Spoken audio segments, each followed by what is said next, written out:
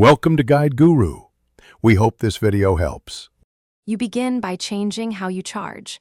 Plug in when near 20% and unplug around 80% to extend cycles.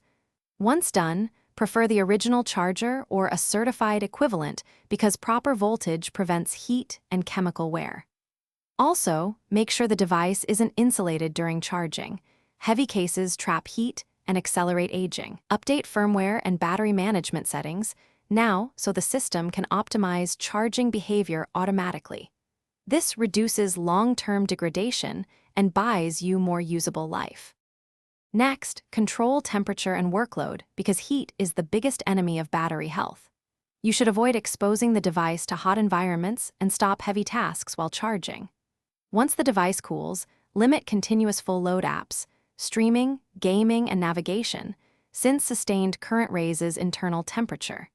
Make sure to schedule updates and backups during low usage periods and enable power-saving features to reduce charge cycles. By balancing load and temperature, you slow chemical breakdown and preserve capacity over months and years. Finally, adopt simple maintenance habits. Run monthly health checks in settings and store devices at about 50% if idle for weeks. If the reported capacity falls below roughly 80%, plan battery replacement to restore runtime.